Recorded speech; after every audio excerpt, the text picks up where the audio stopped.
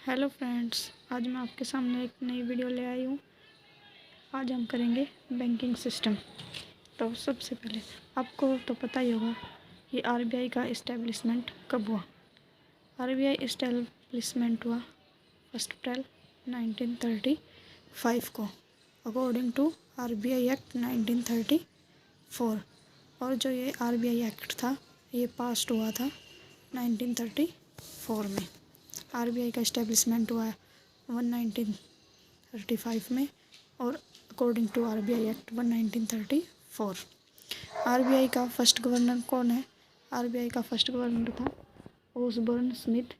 अगर ब्रिटिश पूछे, अगर फर्स्ट पूछे तो ओसबोर्न स्मिथ बोल लेंगे, लेकिन अगर Indian first governor RBI governor पूछे तो सीडी देशमुख बोलेंगे। और सीडी जो देशमुख था वो तीसरे नंबर का था 1943 में, और ये 6 साल के लिए बना था। इसको 2 टेन्योर मिले थे। और प्रेजेंट गवर्नर है आरबीआई का शक्तिकांत दास, जो है 25वें नंबर के। अब हमसे ये भी पूछ सकता है कि जो आरबीआई के फर्स्ट गवर्नर सीडी देशमुख बने थे वो कौन से नंबर के थे, या प्रेजेंट जो गवर्नर है आरबीआई का वो कौन से नंबर का है। तो आपको ये चीज़ें याद रखनी होंगी कि फर्स्ट कौन है और प्रेजेंट कौन है। अब प्रेजेंट हमारा चल रहा है शक्तिकांत दास, जो कि 25 नंबर का है। 24 नंबर पे है उर्जित पटेल, 3rd नंबर के हैं। ये आपको पता चली गया, मैंने बता दिया आपको।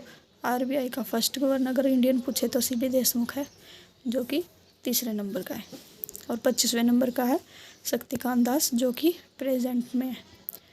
और 24 नंबर का पूछे तो उर्जित पटेल, ये 2 बार रहा है, ये 2 साल के लिए रहा है। और 23rd नंबर का पूछे तो रघुराम राजन। और आरबीआई का हेडक्वार्टर भी पूछ लेते हैं। आरबीआई का हेडक्वार्टर है मुंबई में। और आरबीआई का नेशनलाइजेशन हुआ था 1 जनवरी 1949 को। नेशनलाइजेशन क्या होता है? नेशनलाइजेशन होता है जब गवर्नमेंट प्राइवेट बैंक को कन्वर्ट कर दिए गवर्नमेंट बैंक में।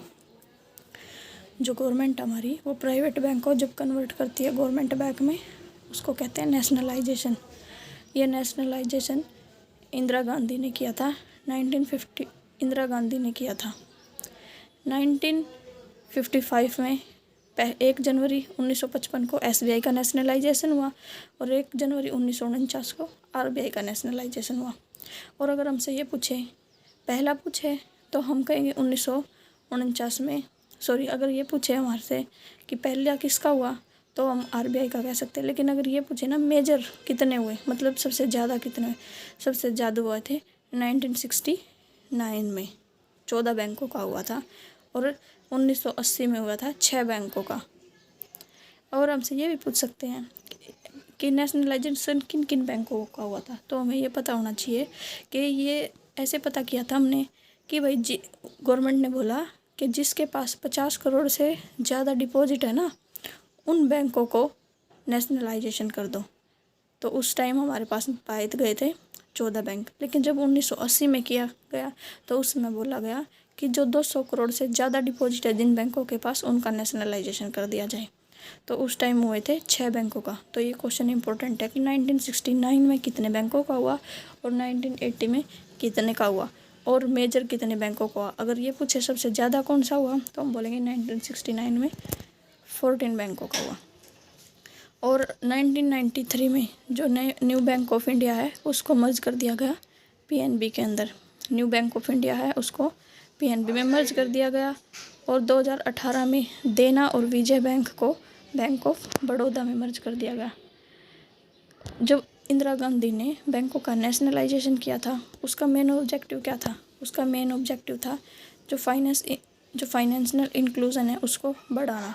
यानी कि जो पीपल हैं हमारे कंट्री के, उनको कनेक्ट करना बैंकों से, जितना ज़्यादा उसके उन पीपल्स को कनेक्ट करना बैंकों से, पब्लिक वेलफेयर करना, और जो प्राइवेट सेक्टर का डोमिनेशन है उसको रिमूव करना।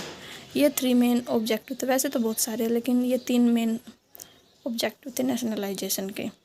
और हमसे ये पूछ लेते हैं आरबीआई का फाइनेंशियल ईयर कौन सा है। तो आरबीआई का फाइनेंशियल ईयर है 1 जुलाई से 30 जून।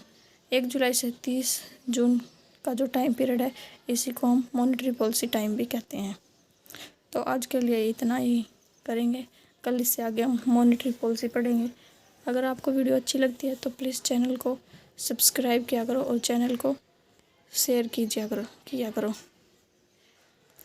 और अगर आपको फर्स्ट पेपर के वीडियो देखने हैं तो आप फर्स्ट पेपर के लिए हमारी प्लेलिस्ट में जा सकते हैं, क्रैक UGC नेट, जिसका लिंक मैं आपको डिस्क्रिप्शन में दे दूँगी।